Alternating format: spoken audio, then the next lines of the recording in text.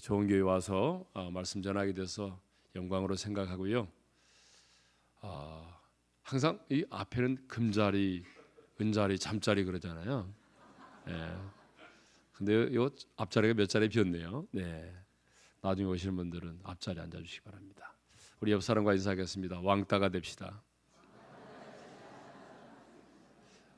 순종을 안 하신 분들이 몇 분 계시네요. 다시 한번요. 왕따가 됩시다. 네, 왕따가 되자는 말은 어떤 말이 약자냐 그러면 왕을 따르는 사람이 약자입니다. 그러니까 우리의 왕은 누구죠? 예수 그리스도죠. 예, 우리의 왕은 예수 그리스도 한 분이십니다. 그러니까 우리는 그런 의미에서 우리의 왕이신 주님을 따르는 사람이니까 왕따가 돼야 되겠죠. 정말 하나님의 사람은 왕따가 될 수밖에 없어요. 네, 왕따를 두려워하지 말고 왕따가 되시기를 바랍니다. 다시 한번 인사합시다. 왕따가 됩시다. 네. 젊은 사람들이 좀 보이긴 보이네요. 네. 자, 인생의 나이와는 상관없이 여러분의 마음이 늘 젊을 수 있기를 바라고요. 그러니까 저희 교회는 좀 젊은이들이 많은 편이에요. 예. 1년에 한 1,300, 1,400명 등록한 우리 대청부만 1년에 한 1,300, 1,400명 등록합니다. 그러니까 청년들이 참 많아요. 그러니까 청년들이 등록을 하게 되면 제가 이제 던지는 질문이 몇 가지 있어요. 첫 번째 질문. 너 하나님 인격적으로 만난 적이 있니? 하나님을 만난 적이 있느냐라고. 신앙생활을 몇 년 했느냐가 중요한 게 아니에요. 그죠? 교회에서 직분이 뭐냐? 중요하죠. 그러나 이거보다 더 중요한 것이 있어요. 하나님을 나의 하나님으로 만난 적이 있느냐? 아니, 성경에 기록되어 있는 바울의 하나님, 다니엘의 하나님, 다윗의 하나님이 아닌 이 시대를 살아가면서 성경에 기록된 그 하나님을 나의 하나님으로 만난 적이 있느냐? 인격적으로. 여러분, 하나님을 만나지 못하고 신앙생활을 한다는 것은 종교인으로 살아가는 건데, 종교인으로 살아간다는 게 얼마나 힘든지 아세요? 하나님을 인격적으로 만나지 못한 채 내가 종교인으로 신앙생활을 한다는 것은 또 하나의 짐이고 부담입니다. 그러니까 신앙생활이 또 하나의 짐이 되고 부담이 되는 거예요. 그래서 반드시 하나님을 만나셔야 돼요. 근데 왜 아멘 안 하세요? 네. 반드시 하나님을 만나셔야 됩니다. 그러면 하나님을 만난다는 게 뭘까요? 많은 사람들 궁금해요. 하나님을 만나느냐고 물어보게 되면 사람들이 이상한 얘기들 많이 하더라고요. 뭐 꿈속에 덮옷자락을 입고 뭐 갓을 쓴 분 만났다고 그러고, 그런 얘기 말고요.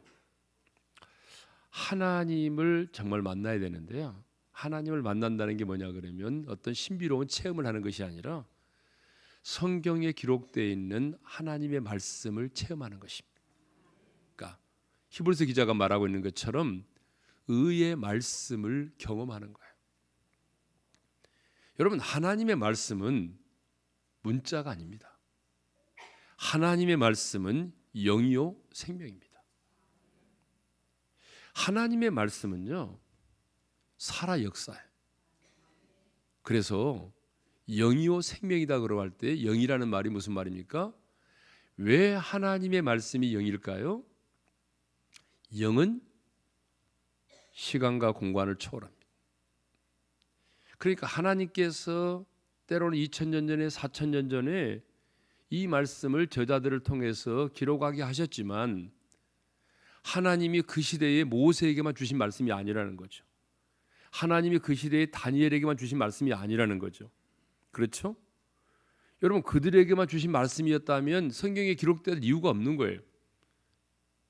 그들에게 주셨던 말씀이 성경에 기록되어 있다면 이 말씀은 시간을 초월해서 오늘 내게 주시는 말씀이 되는 거죠. 왜요? 하나님의 말씀은 영이니까. 하나님의 말씀은 영이기 때문에 시간을 뛰어넘어요. 공간을 초월해요. 우리가 이 땅에 살아가면서 우리는 육체를 입고 있잖아요. 피조물로서 한계를 봉착할 때가 얼마나요? 한계에 매임을 당한다. 공간의 매임도 당하지만 어때요? 재정의 매임을 당할 때도 있어요. 쓴뿌리의 매임을 당하기도 하고 때로는 감옥에 갇힐 수도 있는 거예요. 그러나 어떤 상황 가운데 있든지 간에 하나님의 말씀은 매이지 않습니다. 여러분 믿으십니까?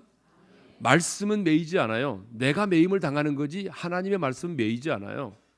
그러니까 우리는 매일매일 그 말씀을 생생하게 체험하며 살아야 돼요. 하나님의 말씀은 단순한 지식으로 주신 게 아니에요.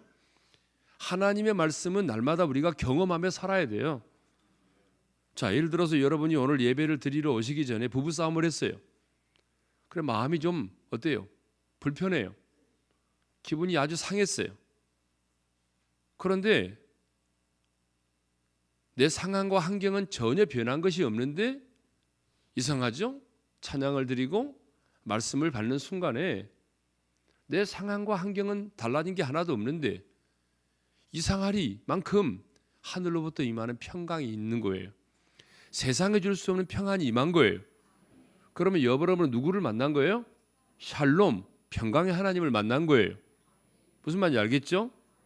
그러면 여러분은 이 시간에 그 샬롬의 하나님을 만난 거예요. 예배하는 시간에 두통이 사라졌어요?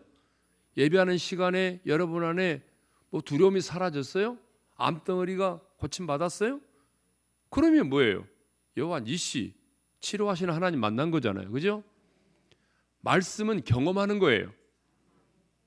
그래서 여러분들이 오늘 이 밤에 의의 말씀을 경험하는 시간이 되기를 바랍니다. 말씀은요 생생하게 경험해야 돼요. 그래야 우리 신앙생활이 관념이 되지 않아요. 제가 제일 안타까운 게 뭐냐 그러면 신앙생활이 너무 관념적이에요. 실제가 없어요. 영적 전쟁도 마찬가지예요. 예? 영적 전쟁도 우리 삶이 영적 전쟁이다 다 인정해요. 예, 띠를 두르고 데모하는 교회도 우리 삶이 영적 전쟁이라고 하는 것을 인정하더라고요. 근데 뭐냐 그러면 강론으로 들어가 보면 영적 전쟁이 별로 없어요. 전쟁을 별로 안 해요. 예? 특별히 우리 장로교 같은 우리 장로교 열심히 성경 공부를 많이 하잖아요. 뭐 우리 교회도 뭐 말로 나도 잘 몰라요. 얼마나 프로그램이 많은지. 예, 엄청나게 많아요. 그런데 뭐 큐티 학교부터 시작해서 뭐 우리 교회에서도 보니까 뭐 나도 잘 모르겠다니까 얼마나 많은지 프로그램이. 예. 근데 그렇게 많이 해가지고 신약, 구약, 쌍권총 차고 실탄을 매일매일 장전해가지고 막 이렇게도 두르고 했는데 한 번도 쏘아본 적이 없어요. 언제 한번 제대로 쏘아본 적이 없어요. 그러니까 나홀로 지고 견디다 못해 쓰러지는 거예요. 한 번도 영적 전쟁을 제대로 해본 적이 없어요. 언제 해봤어요? 성경은 분명히 마귀를 대적하라 그러는데 대적하라 그러면 좀 이상한 사람이야. 그 사람 수준이 좀 떨어진 사람. 예? 우리 교회는 그런 교회가 아닌디 이런 소리를 하고 자기는 굉장히 거룩한 것처럼. 그러니까 뭐예요? 영적 전쟁이 하나도 없는 거예요. 말로만 영적 전쟁이에요. 실제가 없어요. 그러니까 신앙생활이 공허한 거예요. 예. 신앙생활은 실제. 예. 두 번째 제가 던지는 질문이 뭔지 아세요? 비전이 뭐냐? 너의 비전이 뭐냐? 많은 친구들이 야망을 비전이라고 그래요. 야망. 아니 야망 말고 비전. 아니 저 비전인데요? 그래? 그러면 네 비전 얘기해봐. 딱 들어보면 금방 알아요. 이게 야망인지 비전인지. 하나님의 사람들이 자신의 야망을 비전으로 포장을 했더라고요. 그래서 자기는 자꾸 막 비전이라고 그래요. 하나님이 준 꿈이래요. 근데 여러분 우리 젊은이들 몇 사람 있으니까 내가 얘기하는 거예요 지금. 그 대신 시간은 맞춥니다 제가. 아직 본론 들어가지 않았어요. 정확하게 시간은 9시에 맞출 거예요.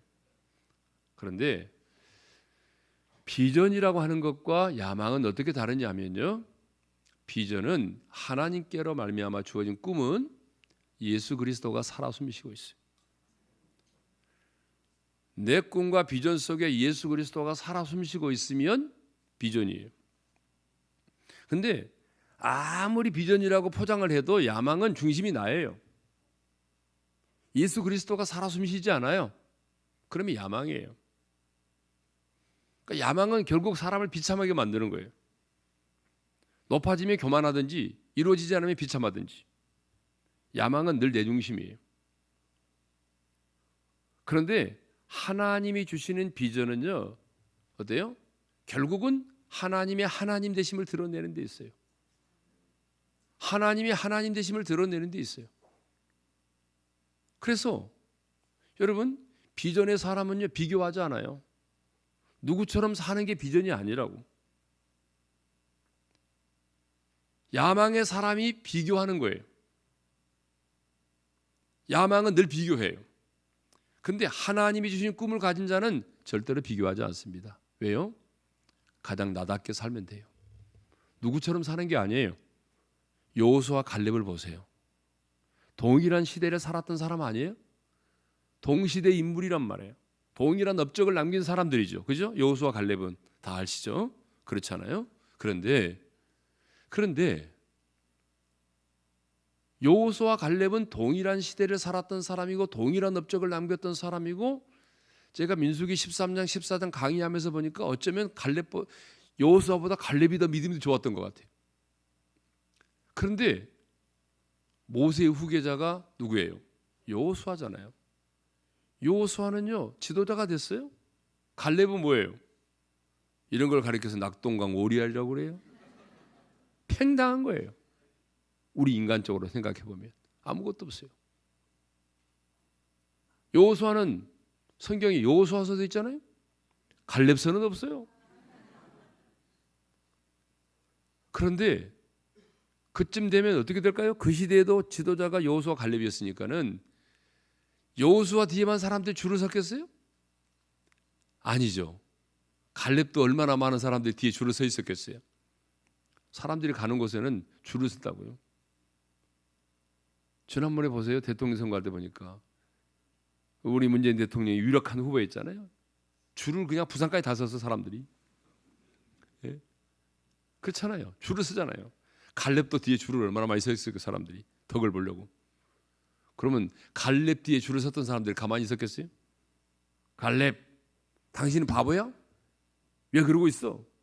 갈렙이 그 말 듣고, 여호수아, 그런 게 아니야. 그런 게 아니라고. 이렇게 딴지를 걸었어요? 딴지를 한 번도 걸지 않았어요. 왜요? 비전이 달랐으니까. 갈렙은 깨달았어요. 하나님이 내게 주신 비전은 지도자가 되는 게 아니다. 하나님이 내게 주신 비전은 뭐예요? 이 산지를 내게 주소서, 그거예요. 노래만 부르지 말고 그 비전이에요. 그 비전. 헤브론의 산지, 그 성이 견고하고 성의 사람들이 커서, 그래서 나중에 그 땅을 정복하지 못한 채 들어가게 되면 어떻게 될까요? 후손들이 물을 거 아니에요. 왜 우리는 저 산지를 정복하지 못했어? 하나님 우리에게 약속하신 땅인데, 근데 성읍이 크고 견고하고 그 성의 사람들이 강해서 우리가 그 성을 정복하지 못했지. 그러면 후손들이 하나님을 어떻게 생각하겠냐고요. 그래서 인생의 말년에 그 황혼에 이 산지를 달라는 거 아니에요. 예? 땅 부자 되겠다는 거예요? 뭐 하겠다는 거예요? 땅 부자 되겠다는 게 아니잖아요. 후손들에게 하나님의 신실하심을 드러내 보이겠다는 거 아니에요? 하나님이 약속하셨고 하나님께서 마침내 그 약속을 지키셨다. 하나님은 이대하신 분이다. 이걸 드러내고 싶은 거 아니에요? 이게 비전이라는 거예요. 이 비전이 분명하니까 비교하지 않은 거예요. 그러니까 여러분, 맨날 누구 비교하는 사람이 있어요? 비교. 저는 이제 주례를 좀 많이 쓰거든요. 청년들이 많다 보니까 주례를 많이 써요. 어제도 주례 3건 썼어요. 거의 토요일 날이면 4건까지 쓸 때가 있어요. 4건. 4번 주례할 때도 4번, 토요일 날. 근데요, 제가 제일 많이 하는 말이 있어요. 주례사에 많이 하는 말. 비교하지 마라. 왜? 비교함으로 불행해진다. 사탄이 가정을 콩가루로 만들기 위해서 가장 많이 사용하는 도구가 비교다. 비교하지 마라. 뭘 비교하지 마라? 몸매와 사이즈를 비교하지 마라. 지금 이 몸매 아니다. 내가 예언한다. 5년 후에 이 신부를 봐라. 이 몸매인가? 아니다. 그렇죠. 두 번째는 집에 살고 있는 평수를 비교하지 마라. 우리 집은 몇 평이고 동창회 갔더니 그 친구는 몇 평 살더라. 아파트 평수, 집 평수 비교하지 마라. 연봉을 비교하지 마라. 그 다음에 네 번째는 자식을 비교하지 마라. 누구 닮았다? 누구 닮았다? 당신 닮아서 머리가 안 좋네. 우리 집은 지금도 그래. 우리 집은 제 아내가 항상 좋은 거 있으면 나 닮았대. 안 좋은 거 있으면 당신 닮아서 그런데. 예. 비교. 마지막은 가문을 비교하지 마라. 가문. 피를 건드리면 피를 본다. 결혼했으면 한 가문이지 뭘 가문을 왜 건드려요? 안 그래요? 예. 비교하지 마라. 예. 그렇습니다, 여러분. 비전은요, 비교하자는 겁니다. 가장 나답게 사는 거예요. 하나님이 나를 부르신 그곳에서 하나님이 내게 하라고 하신 그 일을 이루어서, 우리 예수님께서 그랬잖아요. 아버지께서 내게 하라고 하신 그 일을 내가 이루어 이 땅에서 아버지를 영화롭게 하였사오니, 하나님이 각자에게 하라고 하신 그 일을 이루어서 이 땅에서 아버지를 영화롭게 하는 삶을 산다면 그것이 인생의 성공인 줄로 믿습니다. 그것이 비전이에요. 예, 그게 비전. 예. 자, 오늘 제목이 뭐냐 그러면 큰 용사여입니다. 큰 용사. 제가 저희 교회에서 기도원 강해를 했는데, 사사기 나오는 기도원 강해를 했는데 13번을 했더라고요. 예. 그래서 그 주 말씀 중에서 엑기스를 뽑아가지고 오늘 전하려고 합니다. 자, 하나님은요, 그 사사 시대에 왕이 없던 시대잖아요. 그때마다 이제 사사들을 세워가지고 나라를 구원했죠. 그렇죠? 그래서 처음 사사 누구? 온젤부터 시작해서 삼손까지. 그렇죠? 예. 12명의 사사가 나오고 사무엘까지 포함시키면 13명의 사사가 나오죠. 그래서 사사들을 통해서 하나님께서 그 시대에 메소포타미아 왕 구산 리사다임이라든가 가나안 왕 야빈이라든지 암몬, 미디안, 블레셋과 같은 나라에서 당신의 백성들을 구원해 내는 일을 했습니다. 자, 이것을 통해서 우리가 알 수 있는 게 뭐냐 그러면 하나님은 언제나 사람을 통해서 일하신다라고 하는 거예요. 아멘입니까? 네. 예. 하나님은 전능하시지만 시대마다 자기 백성들을 구원하실 때 꼭 사람들을 사사로 세워서 구원하셨잖아요. 그죠? 하나님이 전능하시니까 굳이 사람을 사사로 세울 필요가 뭐 있어요? 하늘의 천군 천사들을 동원해서 하면 되잖아요. 그죠? 그럼에도 불구하고 하나님은 꼭 자기 백성들을 구원해 낼 때에 사람을 세워서 백성을 구원해 내셨다라고 하는 거죠. 근데 구원만이 아니에요. 당신의 백성들을 징계하실 때도 보게 되면 하나님이 주변 나라의 사람들을 통해서 징계하셨잖아요. 그죠? 하나님은요, 구원하고 징계만이 아니고 당신의 사랑과 위로를 경험하게 하실 때도 많은 경우에 내 주변에 있는 사람들을 통해서 하나님의 사랑과 하나님의 위로를 경험하게 하십니다. 그렇죠? 여러분들 직접 하나님의 사랑을 경험할 수도 있지만, 그런데 내 주변에 있는 그 어떤 사람을 통해서 하나님의 사랑을 깨닫게도 하시고, 그죠? 하나님의 사랑을 경험하게도 하시죠. 예. 그것만이 아니고요, 기도의 응답도 결국은 보게 되면 뭐예요? 사람을 통해서 응답을 받을 때가 참 많습니다. 여러분 안 그래요? 자, 여러분들이 재정의 문제를 가지고 기도할 때도 보니까 기도하니까 막 돈다발이 떨어져요? 금가루가 쏟아져요? 예전에 그런 일들이 많았잖아요. 막 사람들 그래서 막 예배 시간에 맨날 금가루 보고 막 그랬잖아요. 여러분 그런 거 좋아하지 마세요. 그거 중요한 게 아니에요. 그런 현상을 따라가면 복잡해져요. 네, 본질을 찾아야지. 여러분 우리가 재정의 문제를 기도한다고 그래서 하나님이 막 돈을 다발로 내려주는 게 아니란 말이에요. 재정을 열어주실 때도 누구를 통해서 열어주시던가요? 사람을 통해서. 어떤 사람을 만나서 아이템을 얻게 하시고 길을 열어주시기도 하고, 그래서 어때요? 직장의 문이 열리기도 하고, 뭐 그래서 재정의 축복도 주시는 거 아니에요? 예.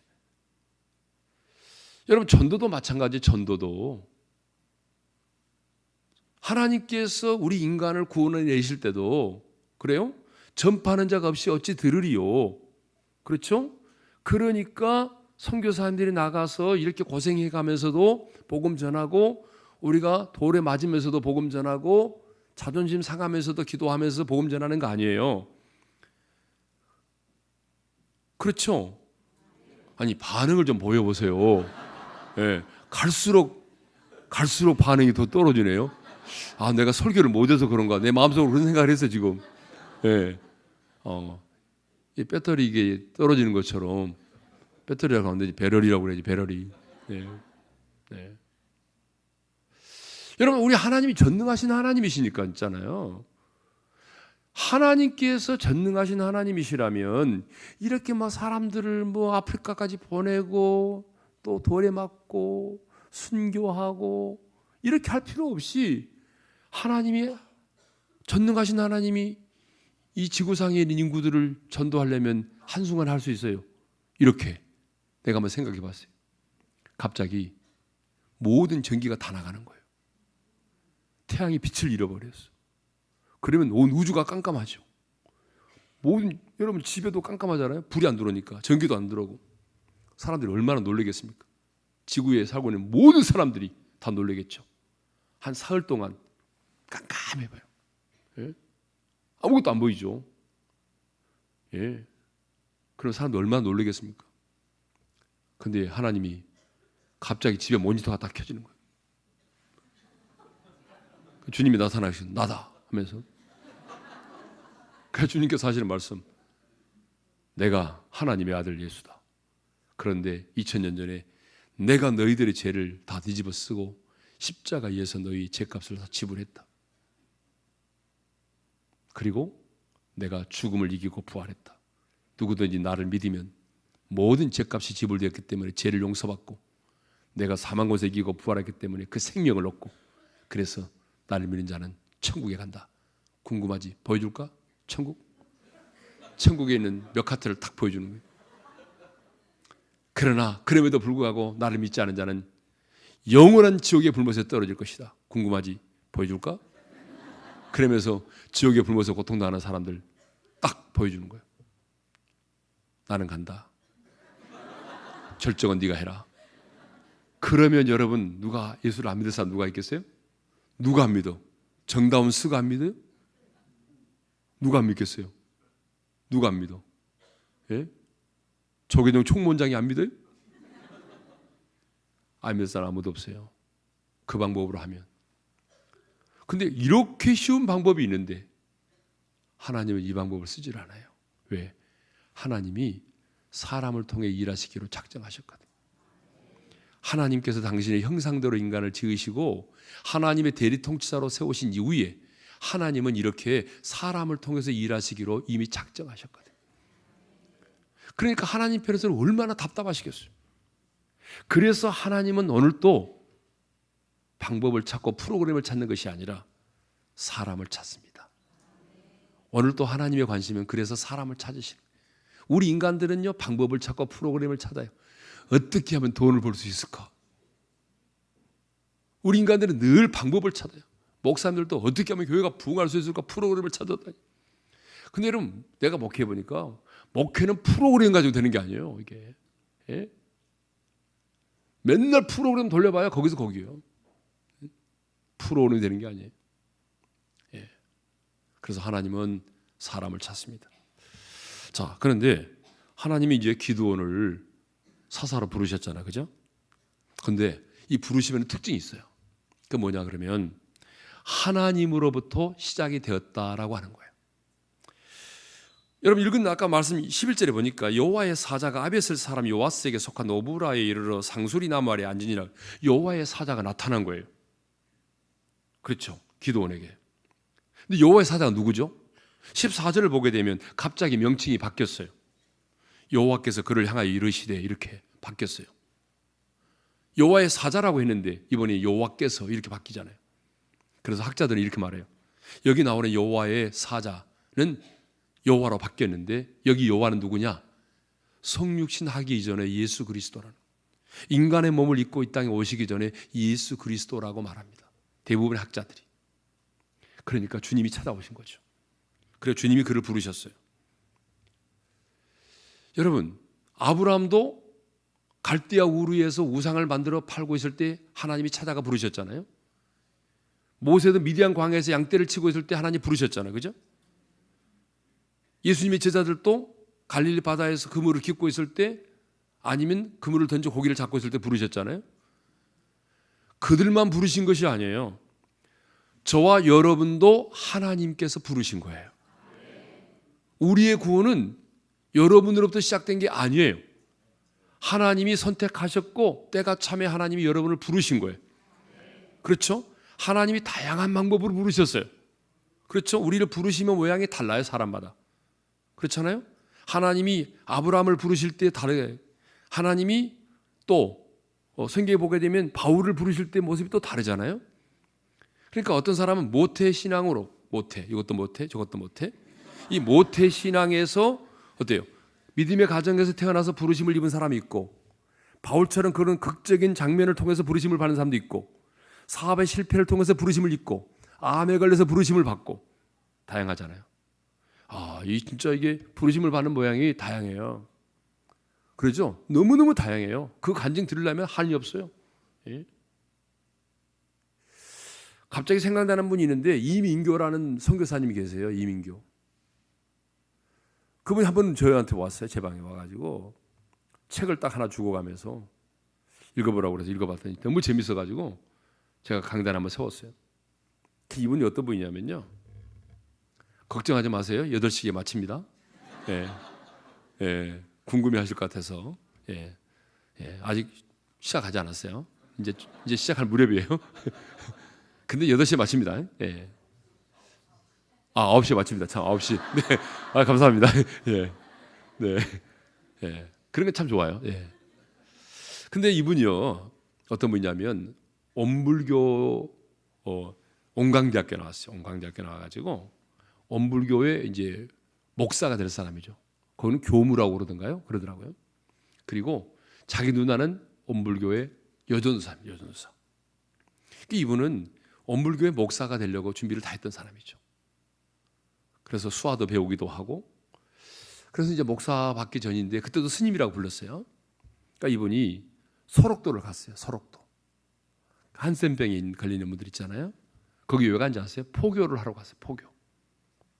근데 거기 가보게 되면 많이 돌아가셨지만 대부분이 크리스찬이에요. 그렇죠? 그 한센병에 걸리신 분들이 대부분 크리스찬들이 많아요. 근데 이분이 이제 스님 목장으로 포교를 하러 왔는데, 자꾸 전도로 포교를 하려고 하면은 그분들이 하는 말이, 스님 예수 믿으세요. 이렇게 그분들이 자기를 막 전도하려고 하는 거예요. 그러니까 이분이 열심을 다했어요. 정말 열심을 다했어요. 이분들의 감동을 주려고. 그래서 예수 믿는 사람들 막 돌아가시고 그러잖아요. 그러면 장례식 있고 그러면 자기가 스님이지만 기독교식으로 하는 장례식도 다 갔어요. 왜? 이 사람들이 잘 보이려고. 근데 한 번은요, 거기 절이 있어요. 절이. 그 절간에서 새벽에 일어나서 예불을 드리고 있었습니다. 목탁을 두드리면서, 예? 이렇게 하면서 이제 예불을 드리고 있었어요. 그런데 예불을 딱 드리고 있는데 갑자기 자기 입에서 노래가 나오는 거예요. 이게 무슨 노래인가 봤더니 이 노래가 나온 거예요. 요단강 건너가 만나리 며칠 후, 이 노래. 장례식에 하도 다니다 보니까 이제 그걸 듣게 된 거예요, 이 양반이. 그러니까 입력이 돼버린 거예요. 그러니까 스님이 목탁 두드리다가 놀래가지고, 내가 지금 뭐 하는 짓이지 이게? 절간에서 이게 새벽에 이게 예불 드리다가 웬 찬송가를 부르고 있나? 그래서 찬송가를 안 부르고 다시 연부를 하려고 하는데, 그 다음에는 갑자기 혀가 확 말려 들어가는 거예요. 혀가 말려 들어가면서 자기가 알아먹지도 못하는 얘기들이 막 와라라라라라라 나오는 거예요. 이게 뭔 말이에요, 이게? 이게 뭐죠? 방언이 터진 거야, 방언. 근데 눈물과 콧물이 같이 나오는 거예요. 고 이상하죠. 은혜 받을 때 보게 되면 눈물과 콧물이 똑같이 나와. 눈물만 나오는 게 아니야. 콧물도 같이 나와. 그래서 이분이 막 예불 드리다 말고 법당에서 거꾸러져 가지고 눈물 콧물 흘리면서 자기도 알아먹지 못한 말을 막 하는 거예요. 여기는 뜨겁고 눈물 콧물이 막 쏟아지면서 무슨 말인지 못 알아듣겠는데 혓바닥은 돌아가지고 풀리지를 않고, 아무리 혓바닥을 펴서 말을 하려고 해도 이게 돌아가지 않는 거야. 우리말이 안 나오는 거예요. 아, 이거 예사롭지 않았어. 이분이 한참 만에 자기가 아는 목사를 찾아갔어요. 그 얘기를 했더니 하나님이 너를 사랑하셔서 너를 부르신 거다. 그래서 이분이 복음을 들었어요. 다 복음을 들었는데, 복음을 듣고 나니까, 야, 여러분, 이 복음이라는 게 사람 미치게 만드는 게 복음이거든요. 여러분, 우리는 하도 복음 해가지고 어떤 때 멸치볶음보다 더 못하게 여긴 사람도 있어요. 근데 진짜 이 복음은 사람을 미치게 만드는 거예요. 복음이 생명이잖아요. 그래서 주님이 나 같은 죄인을 구원하시려고 자신의 생명을 내어버리셨구나. 그걸 깨닫고 나니까 못 견디겠는 거예요. 그래서 이분이 평신도 선교사가 됐어요.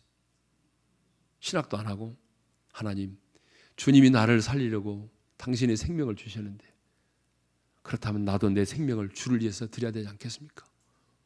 그래서 이분이 하나님 앞에 자기의 생명을 드리려고 평신도 선교사가 돼가지고, 내가 어디로 갈까요? 하나님, 제일 어려운 곳으로 가게 해주십시오. 그래, 우즈베키스탄으로 갔어요. 한마디 말도 못하는데. 그래, 그곳에 가서 이제 축구부 만들어가지고 하면서 하다가 KBS에서 각 나라마다 돌아가면서 보도하는 게 하나 있었어요. 자랑스러운 한국인 나와가지고 그게 선교사가 뽀록이 나버렸어요. 선교사가 들통이 난 거야. 그래서 추방당했어요. 그래가지고 지금은 다른 그 어느 국에 있어요. 그 나라, 그 이웃 나라에 가가지고 농아 대표팀 축구 감독하고 있어요. 지금도. 여러분 보세요. 이렇게 우리 부르심이 다양하잖아요. 근데 중요한 것은 우리 부르심이 다양하지만 우리의 부르심은 하나님으로부터 시작됐다는 거예요. 하나님이 우리를 지명하여 불렀기 때문에 오늘 여기 이 자리에 우리가 있는 겁니다. 내가 너를 지명하여 불렀나니 너는 내 것이라. 하나님이 이 모양 저 모양으로 우리를 부르신 겁니다. 자, 두 번째로 하나님은 일하는 자를 부르신다라고 하는 거예요. 11절 하반절에 보니까 어떻게 하고 있었어요? 그가 어떻게 하고 있다가 부르심을 입었어요? 기드온이 포도주 틀에서 밀타작을 하고 있다가 부르심을 입었죠. 그죠? 빈둥빈둥 놀고 있다가 부르심을 입은 게 아니에요. 성경에 보세요. 하나님께 부르심을 입은 자들의 특징이 뭐냐 그러면 뭔가를 하고 있을 때 부르심을 입었다는 거예요.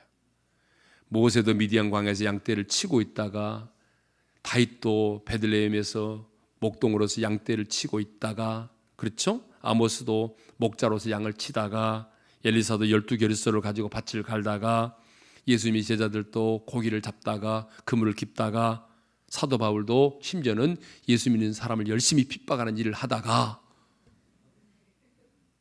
한 사람도 빈둥빈둥 백수로 있다가 부르심을 입은 사람이 없어요. 하나님 백수를 싫어하세요. 그러니까 여러분, 내가 하나님 앞에서 뭔가 진짜 한 시대에 붙들림 받아 쓰임 받기를 원한다면 뭔가를 하고 있어야 돼요. 뭔가를 하고 있어야 돼요. 죄를 짓더라도 열심히 짓고 있어야 돼요. 이 말은 아멘하면 안 됩니다. 하나님은 악하고 게으른 종이라고 그랬잖아요.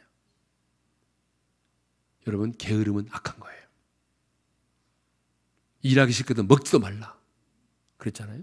그래서 하나님은요, 반드시 뭔가 열심히 부지런히 하는 사람을 찾습니다. 근데 우리 젊은이들 만나보게 되면 전부 이런 생각하고 있어요. 하나님이 직장에 보내주시면 그때 가서 열심히 하겠다는 거예요. 지금은 놀고. 그 사람은 전혀 소망이 없습니다. 내가 지금 알바를 하더라도 뭔가 열심히 하고 있어야 돼요. 그래야 하나님이 딱 보시고 그를 부르십니다. 그래서 하나님 앞에 쓰임받는 사람들은요, 뭔가 열심히 하고 있어요. 주어진 일에, 지금 주어진 그 상황에서 내가 최선을 다하고 있을 때 하나님이 그 모습을 보시고 그 다음 단계로 인도해 나가시는 거예요. 그러니까 우리 교회도 이제 부목사들 한 50명 되는데, 우리 부목사들도 보게 되면 그런 생각을 많이 갖고 있어요. 내가 나중에 개척할 때, 개척하면 내가 그때 가서 무슨 소리 하는 거야. 지금 안 되는 사람이 그때 가서 되겠어요? 지금 기도 안 하는 사람이 그때 가서 기도하겠어요? 예? 그래서 저는 우리 교회 교육자들은 기도 시간을 매일 체크를 합니다. 제가 보고서를 내야 돼요. 일주일에 기도 몇 시간 했는지. 그러니까 10시간 이하 하면 내가 혼나요. 일주일에 2번 기도원에 들어가야 돼요. 써내야 돼요. 반드시. 왜? 시간 널널하면 죄를 짓거든요. 그러니까 기도 뺑뺑이를 돌려야 돼요. 계속해서 정신을 못 차리도록 기도를 해요. 네. 자, 하나님은 이제 본론 들어갑니다. 30분 지났습니다. 네. 하나님은 기도원을 큰 용사로 부르셔서 큰 용사. 12절에 보게 되면 여호와의 사자가 기도원에 나타나 이르시되, 다 같이 읽어볼까요? 시작. 여호와의 사자가 기도원에게 나타나 이르시되 큰 용사여 여호와께서 너와 함께 계시도다.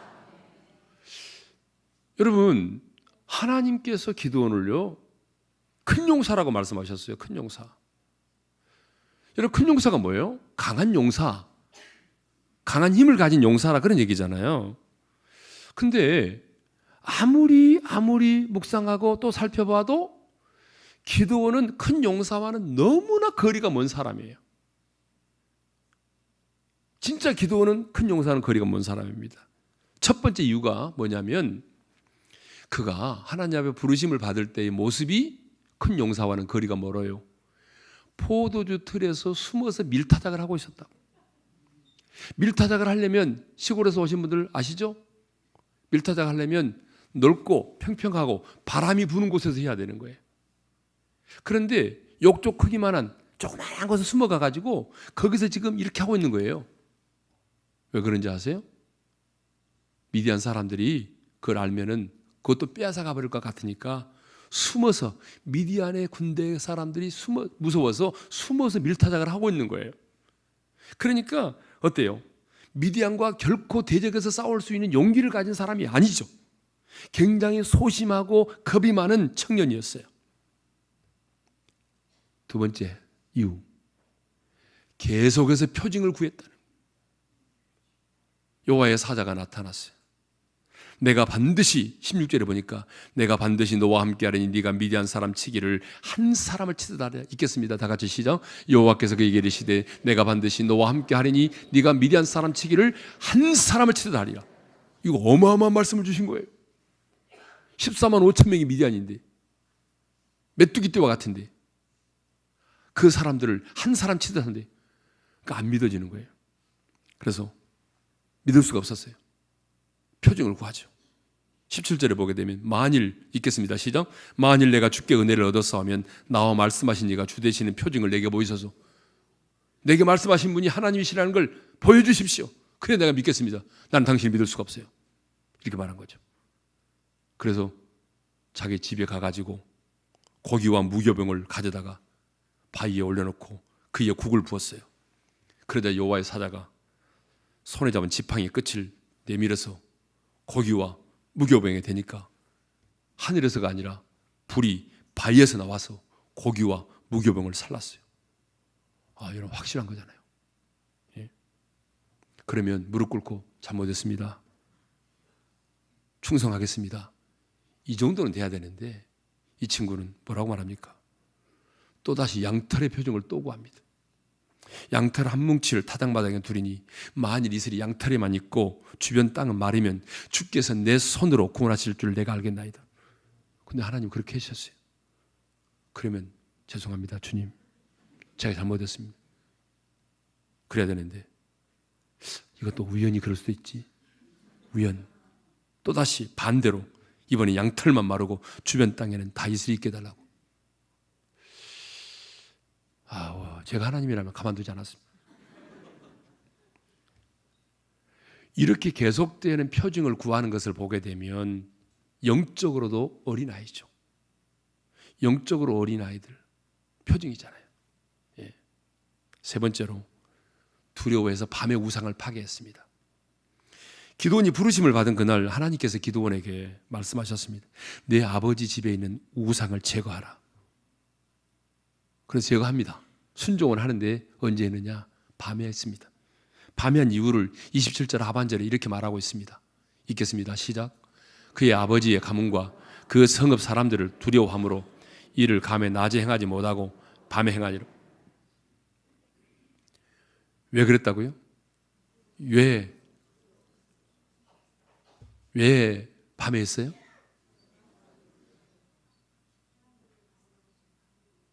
한글 모르세요? 반응이 중요해요. 반응. 예. 왜 밤에 했다고요? 예. 그 아버지 가문과 성읍 사람들을 두려워해서. 그러니까 낮에 행했다가는 뼈도 못 찰 것 같아요. 아버지 사람, 가문의 사람들과 마을 사람들이 쫓아 올라가지고 몽둥이로 자기를 죽일 것 같아요. 낮에 하게 되면. 그래서 밤에 했어요. 밤에. 자, 이것을 보게 되면 기드온은 어때요? 굉장히 소심하고 겁도 많고 영적으로 온전히 하나님을 신뢰하지 못하는 사람이었죠. 그런데 하나님은 뭐라고 말씀하십니까? 큰 용사여라고 부르셨어요. 큰 용사요. 이 말이 안 되는 거예요. 큰 용사요. 근데 왜 큰 용사라고 말씀하시죠? 하나님께서 기드온과 함께 하실 것이기 때문이라는 거예요. 12절 하반절 읽겠습니다. 다 같이요. 시작. 큰 용사여 여호와께서 너와 함께 계시도다 하며. 여호와께서 너와 함께 계시기 때문에 큰 용사라는 거예요. 16절도 보게 되면 여호와께서 그에게 이르시되 내가 반드시 너와 함께 하리니 네가 미디안 사람 치기를 한 사람 치듯 하리라. 아멘. 자, 우리 하나님은 어떤 분이냐면 싸움에 능하신 하나님이세요. 큰 용사이신 하나님이세요. 그러니까 큰 용사이시고 싸움에 능하신 하나님이 함께 하시면 내가 아무리 연약하고 소심하고 겁쟁이라 할지라도 여러분 큰 용사가 된다는 거예요. 내 스스로가 큰 용사가 되는 것이 아니라 하나님이 나와 함께 하시면, 큰 용사이신 하나님이 나와 함께 하시면, 싸움에 능하신 하나님이 나와 함께 계시면 내가 아무리 부족해도, 내가 연약해도 미디안 사람 치기를 한 사람 치듯 하게 된다는 거예요. 큰 용사가 될 수 있다는 거예요. 여러분 그렇습니다. 아무리 소심한 사람도, 아무리 나약한 사람도, 아무리 비겁한 사람도 하나님이 함께 하시면 여러분 큰 용사가 될 수 있습니다. 그래서 우리 옆 사람을 인사하겠습니다. 당신은 큰 용사이십니다. 이때 웃음이 굉장히 중요해요. 잘못하면 비웃음. 제가 예전에 우리가 의자 7개에서 예배를 시작했거든요. 상가 조그마한 데서. 의자 7개. 그러니까 저는요, 작은 교회 가서도 설교를 매이지 않고 합니다. 왜냐하면 제가 의자 7개에서 교회를 시작했기 때문에. 저는 개척교회를 그래서 잘 알아요. 큰 교회 목사님은 작은 교회 가면 설교를 못 한다고 그러더라고요. 분위기가 안 맞아서. 근데 저는 그러지 않아요. 왜? 나는 완전히 의자 7개 놓고 시작했으니까. 그래서 2층을 상가를 얻어가지고 40평을 얻어가지고, 실평수는 40평 아니겠죠? 한 30평 되겠죠? 그러면 15평은 예배당, 15평은 사택, 합판으로, 그것도 시멘트가 묻은 중고 합판 사가지고 칸막이 해가지고 예배를 드렸거든요. 그래서 새벽기도 때 제 안에 혼자, 제 혼자 있어, 혼자. 설교 준비를 열심히 해서 가는데 안에서 아이가 기저귀 갈아달라고 배고프다고 울면 제 아내마저도 들어가 버리는. 그럼 졸지에 아무도 없어요. 아무도 없어요. 그때 막 진짜 계속 설교를 해야 되는가 말아야 되는가 제가 그런 시절을 다 겪었어요. 예. 의자 7개 놓고 예배 드릴 텐데. 예. 그러다가 이제 의자 13개가 됐습니다. 중간을 터가지고. 그때 제가 막 성도들 앞에 비전을 선포했어요. 여러분, 우리 교회는 한국교회의 대안을 제시하는 교회가 될 것입니다. 우리가 변하면 한국교회가 변하게 될 것입니다. 그래서 여러분 아멘 하죠? 그때 아무도 아멘 안 했어요. 아무도 아멘 안 했어요. 제 아내도 웃었어요. 사라의 웃음이라고 아는지 모르겠어요. 제 아내도 웃고 있었어요. 웃었어요. 왜? 잘나는 말로 얼척없는 거예요. 왜냐하면 이 의자 13개에서 무슨 한국교회 대안을 제시하고 무슨 우리가 변하면 한국교회 변하고 엄청난 얘기를 하니까 사람들이 다 아무도 아멘을 안 했어요. 그래도 줄기차게 얘기했어요. 계속해서. 근데 시간이 지나니까 그분들 놀라는 거예요. 와, 진짜 하나님이 하시네. 그래서 여러분 우리 교회는 뭐 아시는 분은 아실지 모르겠지만 뭐 모르셔도 어쩔 수 없어요. 근데 우리 교회는 우리만을 위한 프로그램이 거의 없습니다. 전부 다 한국교회 대안을 제시하는 프로그램. 다니엘 기도회도 여러분 들어보셨는지 모르겠어요. 매년 11월 1일부터 21일 동안 매일 저녁에 2시간씩. 예. 저희 교인들은요 그날 저녁에 8시 반에부터 시작하는 다니엘 기도회에 참석하려고 10시 반에 옵니다. 오전 10시 반에. 본당에 들어오려고. 본당에 들어오기가 천당에 들어가기보다 어렵다는 말이 있어요. 그래서 10시 반이 되면은 어슬렁어슬렁 나타나는 사람도 있어요. 그러니까 문을 6시에 열어줘요. 6시에. 오후 6시에 문을 열어줍니다. 그 전에 문 안 열어줘요. 그런데 자기 자리가 있어요. 꼭 그 자리에 앉을 분들이 있어요. 이분들은 10시 반이면 나타납니다. 그래서 좋은 가방이 아닙니다. 이미테이션 가방을 그 현관문에다가 갖다 놓습니다. 10시 반이면 가방이 쫙 줄 서 있습니다. 그리고 나가서 점심을 먹고 차를 마시고 한 3시나 4시쯤 와서 이제 그때부터 가방 옆에 앉아 있습니다. 금요일부터는 줄이 마을까지 있습니다. 그러나 6시면 딱 열어주면 삽시간에 본당을 차버리죠. 그러면 6시 반에 들어가면은 11시쯤에 끝납니다. 그 다니엘 기도회를 하는데 작년에는요, 여러분 놀라지 마세요. 만 90개 교회가 함께 했습니다. 만 90여 교회가 라이브로 같이 하는 거예요. 예. 그러니까 우리 교회에서 예배를 드리면 이 모든 게 이제 각 교회, 미국, 그다음에 일본 다 교회들이 교단과 교파를 초월해서 함께. 그래서 사회도 각 교회 지역에서 목사님들이 와 사회 보고, 그다음에 설교도 첫날만 제가 합니다. 저 딱 한 번만 설교하고, 그리고 여러 나라의 강사들이 와서 평신도들도 서고 합니다. 찬양팀도 우리 교회만 하는 게 아니라 각 교회 찬양팀들, 여의도 순복음교회, 온누리교회, 수영역교회 찬양팀들이 와서 찬양을 인도하고 그렇게 해요. 간증이 반증이 말로 할 수 없어요. 기적이, 초대교회와 같은 기적이 일어나요. 하나님의 나라를 맛보는 거예요. 우리가 이 땅에서. 그러니까 여러분 다니엘 기도회도 그렇죠. 꿈미도 그렇죠. 아까 내가 꿈미 장로님들한테 얘기했는데 꿈미도 지금 한 1900개 교회가 하고 있습니다. 그만 있는 자리에서 사모 리조이스 사모님들만 섬기는 프로그램이 있어요. 500명씩 모셔가지고 사모님들 처음에는 1000명씩 했어요. 제가 왜 하게 됐냐, 67% 사모님들 67%가 우울증이 걸렸대요. 한국교회.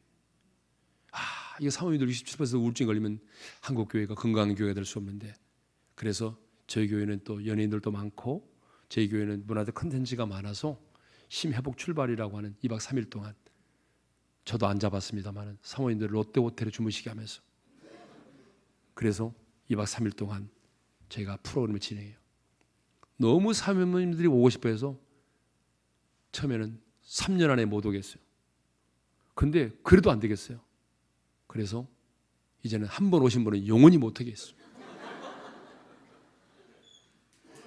왜냐하면 인터넷으로 등록을 하다 보니까 초반에 다 끝나버려요. 몇 시간 만에 끝나는 거예요. 그것만 있는 게 아세요? 포유, 목사님들 갑자기 돌아가신 분들, 사모님들, 목사님 돌아가시고 나면 완전히 교회에서 정말 천대를 받아요. 그래서 막 보험을 하게 되고 그러신 분들도 많아요. 그래서 그분들 중에서 한 번도 외국에 나갔다 오지 못하신 분들 15분들 모셔가지고 하와이 여행을 시켜드리고, 청소년들은 스탠드펌, 또 대학생들은 스탠드펌, 중고등부는 올인, 순서를 내가 세지도 못하겠네. 다 한국 교회를 섬기는 프로그램이에요. 근데 그대로 이루셔야 하나님께서. 그래서 비전이 너무 중요한 거예요. 나는 언제나 교인들에게 교회는 비전 공동체라고 말해요. 교회는 하나님의 비전을 이루는 공동체예요. 그래서 교회마다 다 달라야 되는 거예요. 이 교회는 이런 교회, 저 교회는 저런 교회. 그래서 하나님은 그 비전을 따라서 어때요? 그 비전을 이루기 위해서 하나님은 재정도 허락하시고 그러시는 거예요. 비전 때문에. 예? 그러니까 끊임없이 비전을 따라가는 거예요. 비전을 따라가는 거예요. 교회가. 예. 자, 15분 남았습니다. 기드온의 평가와 하나님의 평가가 너무 달랐다는 거죠. 기드온은 자기 자신을 뭐라고 평가했냐면, 나의 집은 므낫세 중에 극히 약하고 나는 내 아버지 집에서 가장 작은 자니다라고 15절 하반절에서 말했어요. 그죠? 이게 기드온의 자기 자신을 향한 평가예요. 근데 기드온을 향한 하나님의 평가가 뭐였어요? 큰 용사, 강한 용사라는 거 아니에요. 여러분, 우리 자신의 평가와 하나님의 평가가 다르다는 거 아세요? 여러분 자신이 생각할 때 여러분은 누구예요? 이 벌레 같은 난리에 벌레. 이 벌레. 자신을 늘 벌레라고 말해, 벌레. 여러분, 우리가 어쩌면 내 자신을 가장 잘 알아요, 우리가. 근데 내가 내 자신을 잘 아는데 내가 내 자신에게 내리는 내 자신에 대한 평가와 하나님의 평가가 달라요. 기도도 마찬가지죠. 므낫세 중에 극히 약하고 네 아버지 집에서 가장 작은 자, 비천한 자, 겁 많은 자, 소심한 자, 영적으로 어린 자. 근데 하나님은 큰 용사, 강한 용사. 너무 달라요. 여러분, 왜 이렇게 다를까요? 그거는 평가 방법과 기준이 달라요. 평가 방법과 기준이 너무 달라요. 자, 사람들의 평가 방법이 뭐냐 그러면 자신이 살아온 인생의 과거와 내가 지금 처해 있는 상황과 환경만을 가지고 내 자신을 평가합니다. 자, 예를 들어서 내 아이의 스펙, 스카이를 나왔느냐 아니면 서울 상대를 나왔느냐, 서울에서 상당히 떨어진 대학을 나왔느냐, 서울 약대 약간 떨어진 대학을 나왔느냐, 예? 내 예모, 예모. 우리 대한민국은 예모에 굉장히 관심이 많죠. 예모에. 그 나는 유아세례를 줄 때마다 의아할 때가 참 많아요. 우리는 매월 둘째 주일에 유아세례를 주거든요. 젊은이들이 많다 보니까 아이들이 많아요. 그러니까 유아세례를 주죠. 엄마 아빠가 데리고 나오잖아요. 엄마는 코가 우뚝 솟아 있는데 아이들은 이렇게 되는 거예요. 금방 알아요. 예. 많이 바꿨죠. 예. 자신의 스펙과 현재의 예모와 연봉과 생활의 환경을 가지고 자신의 인생을 평가합니다. 가문이 좋지 않거나 배우지 못했으면 또 어려운 가운데 살아가면 자신을 실패한 인생이라고 말해요. 별 볼 일 없는 인생이라고 말하죠. 지금 현재의 모습만을 가지고 자신을 평가합니다. 모든 사람이 대부분 그래요. 그런데 우리 하나님의 평가 방법을 여러분이 아셔야 돼요. 이제 지금부터가 중요합니다. 하나님의 평가 방법이 중요해요. 하나님은 우리를 어떻게 평가하시냐면 부르심의 소명을 따라 우리를 평가하신다. 부르심의 소명을 따라 우리를 평가해요. 예? 맡겨준 사명에 따라 그 사람을 평가하십니다. 하나님이 얼마나 나와 함께 하시느냐에 따라서 그 인생의 평가가 달라져요. 하나님은 살아온 과거보다도 미래의 가능성을 보시고 우리를 더 평가하십니다. 우리는 살아온 인생의 과거를 가지고 나를 평가해요. 근데 하나님은 내가 살아온 인생의 과거가 아무리 엉망이고 내가 살아온 인생의 과거가 아무리 실패했어도 하나님은 우리를 향한 당신의 미래의 가능성을 보시고 우리를 평가하십니다. 그래서 하나님은 누군가를 부르실 때도 그 부르심의 목적과 사명에 대해서 먼저 말씀하실 때가 있어요. 기도원도 마찬가지죠. 지금 겁을 가지고 포도주틀에서 숨어서 타작을 하고 있는 기도원에게 큰 용사요 이렇게 말하잖아요. 지금은 큰 용사가 아니죠. 그런데 하나님이 함께 하시면 큰 용사가 된다는 거죠. 아브라함도 마찬가지 아니요? 하나님과는 전혀 상관이 없는 무명의 75세에 자식도 없는 그 영감이라고 하면 이상하죠? 그 아브라함에게 하나님이 나타나서 뭐라고 그랬어요? 내가 너를 복의 통로가 되게 하겠다. 너로 말미암아 어때요? 내 씨로 말미암아 천하 만민이 복을 얻게 된다는 거 아니에요? 예? 복이 될지라. 예? 말이 안 되는 거잖아요. 75세의 아이도 없는 무명의 사람에게 하나님 먼저 말씀하시잖아요. 아브라함이라고. 베드로도 시몬인데 개발하고 말씀하시잖아요. 반석이라고. 너는 지금은 네 모습은 시몬 갈대야. 그런데 내가 너를 반석으로 만들어 줄게. 먼저 말씀하시잖아요. 그렇다면 여러분 누구의 평가가 맞을까요?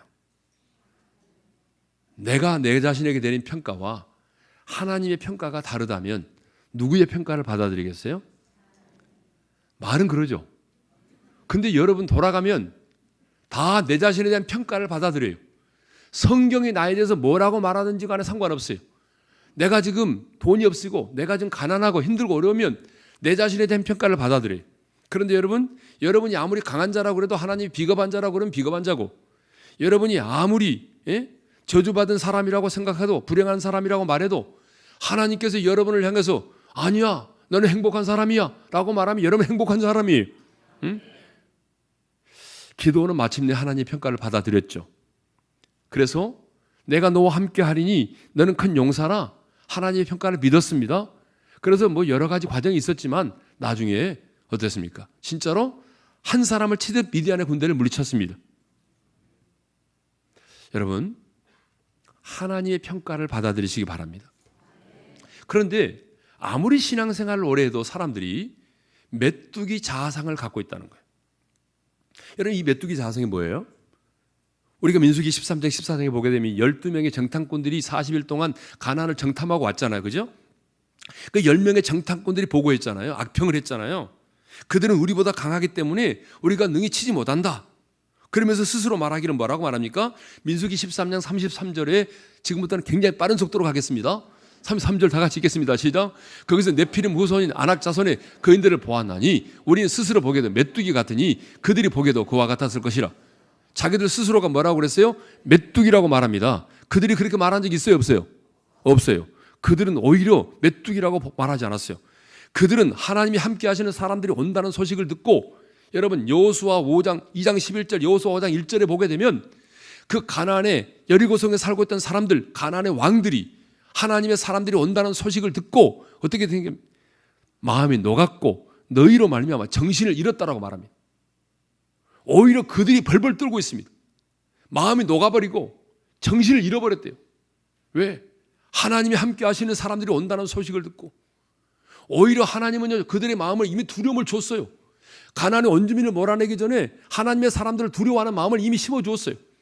그런데 싸워보지도 않고 한 번도 도전해보지도 않고 미리 겁을 먹고 뭐래요 말합니까? 메뚜기와 같다라고 말하죠. 메뚜기. 우리는 그들 보기에 스스로 메뚜기와 같다. 언제 그들이 메뚜기라고 그랬냔 말이에요. 언제 유재석이라고 그랬냐? 유재석이라고. 근데 스스로가 뭐예요?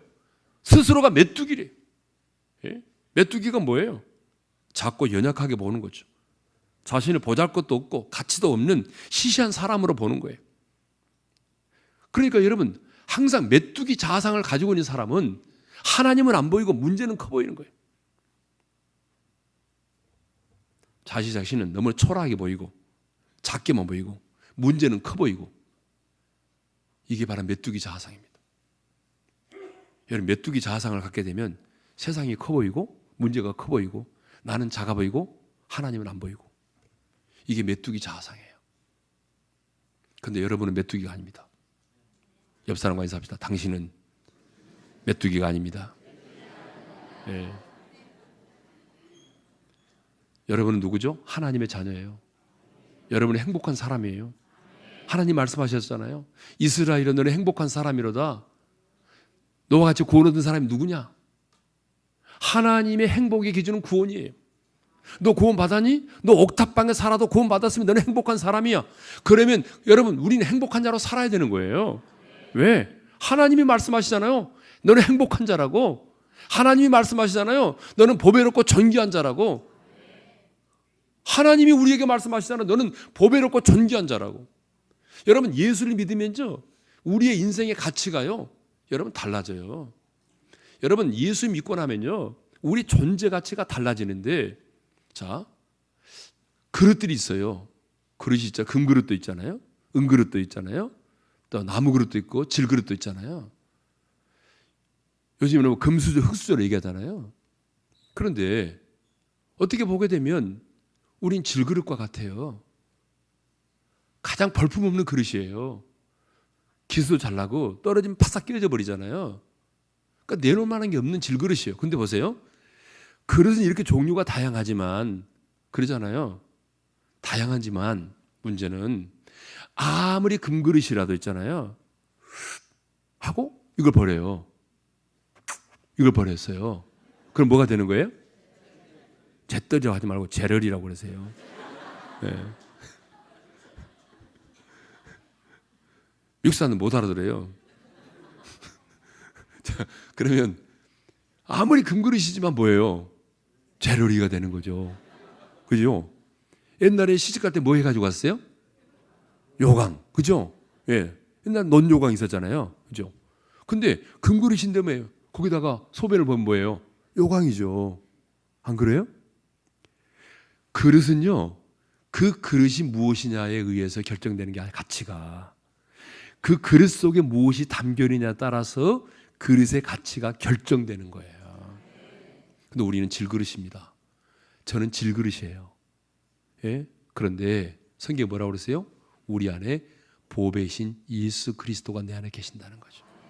그렇다면 이제 내 인생의 가치는 그릇이 나에 의해서 결정되는 것이 아니라 내 안에 계신 예수 그리스도에 의해서 내 인생의 가치는 결정된 거예요.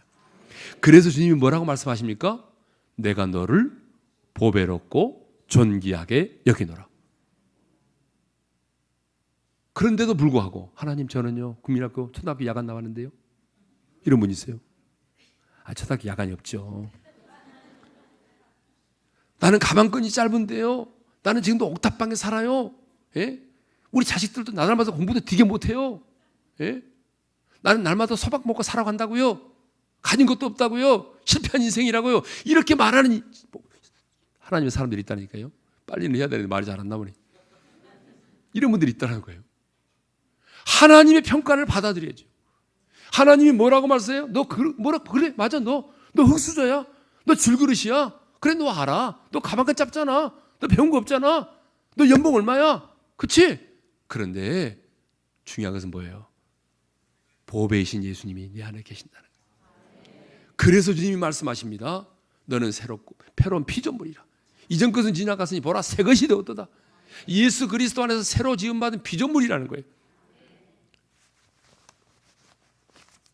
이게 5만 원짜리, 5만 원짜리. 돈만 보여주고 끝낼게. 5만 원짜리. 여러분 보세요. 이 5만 원이 보세요. 이게 사람이라고 생각해봐요. 사람. 이 사람 누군가? 신사입니다. 할 수 없어요. 이 5만 원짜리가 사람인데 인생을 살다 보게 되면 구김이 생겨, 안 생겨요? 구김이 생기죠. 상처를 받잖아요. 구박 맞고 또 씹살이 하면서 뭐 자식한테 상처받고 인생을 살다 보게 되면 이렇게 구겨지는 거예요, 우리가. 그래, 안 그래요? 인생을 살다 보면 상처도 받고 짓밟힘도 당하고 또 짓밟힘도 당하잖아요. 이렇게 무시당하고. 이게 우리 인생이에요. 그런데 이걸 가지고 가서 슈퍼에 가서 내일 이렇게 롯데에 가서 한번 계산해 보세요. 안 받아줘요? 받아주죠. 찢겨나가지 않은 한 아무리 구겨져도 이 돈의 가치는 변하지 않았어요. 여러분, 내가 주님을 믿고 영접하고 내가 새로운 피조물이 됐는데 인생을 살아가면서 짓밟힘을 당하기도 하고 구김을 당하기도 하고 넘어지기도 하고 그랬지만 예수 그리스도 안에 있는 내 인생의 가치는 변하지 않았다는 거예요. 내 존재 가치는 변하지 않은 거예요. 오히려 보세요. 이것이 펴져 있을 때는 빳빳해가지고 펴져 있을 때는요, 여기 주님이 꽃이라고 생각해봐요. 주님께로 잘 나가질 않아. 왜? 이게 너무 목이 고다가지고. 근데 이렇게 구겨져가지고 짓밟힐 때로 짓밟히고 무시당할 때는 무시당하고 상처받고 상처받고 그러면 저 목사님이 주님이라고 생각해봐요. 생각하잖아요. 그래서 이 풍랑이 인연하여 더 빨리 갑니다. 그 말이 맞는 말이에요. 인생 가지세요 목사님. 내 순천에 가서 이설교 그랬더니 그 돈을 달라고 그러더니 이거를 교회에다 액자를 해가지고 넣어놓겠다고 그러더라고. 자, 시간 됐습니다. 여러분, 우리는 하나님 앞에서 큰 용사입니다. 내가 메뚜기라고 하는 자상을 가지고 있는 한 하나님 우리를 쓰지 않습니다. 따라서 합시다. 사실보다 관점이 중요하다. 12명의 정탐꾼들의 보고의 내용은 사실이었습니다. 거짓말하지 않았습니다. 틀림이 없어요. 인생을 살다 보면 실패할 수도 있어요. 떨어졌어요? 가난했습니까? 이혼당했습니까? 무시당합니까? 사실이죠. 믿음이 좋은 사람들이 사실을 부정하더라고요. 아닙니다. 현실은 현실입니다. 사실을 부정하지 마세요. 왜 현실을 부정하려고 합니까? 여러분이 부정한다고 해서 사라집니까? 문제가? 아니에요. 문제는 부정하려고 하지 말고 현실의 눈으로 보지 말고 육신의 눈으로만 보지 말고 하나님의 눈으로 바라보십시오. 여러분, 여호수아와 갈렙은 하나님의 눈으로 봤습니다. 약속의 말씀을 붙들고 믿음의 눈으로 가나안 땅을 보았습니다. 그러자 뭐예요? 그들이 우리의 밥이 된 거죠. 그러나 현실의 눈으로 바라보니까 스스로 메뚜기와 같은 인생이 되어버린 것입니다. 성도 여러분, 여러분은 큰 용사입니다. 하나님이 여러분을 부르셨습니다. 싸우는 자로. 용사는 싸우는 자입니다. 누구와? 여룻바알이라는 이름을 주어졌잖아요. 별명이 주어졌잖아요. 바알과 대항하여 싸우는 자. 바알이 누굽니까? 이 시대의 어둠의 권세 사탄마귀입니다. 어둠의 권세와 싸우는 자로 하나님이 저와 여러분을 부르셨어요. 여러분은 큰 용사입니다. 용사는 싸워야 합니다. 싸우지 않은 용사는 아무 의미가 없습니다. 하나님이 함께 하십니다. 하나님이 함께 하시면 여러분 13만 5천의 미디안의 연합군대도 한 사람 치듯 할 것입니다. 여러분 큰 용사로서 영적 전쟁의 선봉에서 싸우심으로 여러분의 가정의 사탄의 경관진을 무너뜨리고 여러분의 삶의 현장 속에 하나님의 나라가 임하고 확장되어지고 여호와 니시의 은혜와 축복이 임하기를 바랍니다. 찬양하십시다. 주님 나라 임하시네. 찬양팀들 나오세요.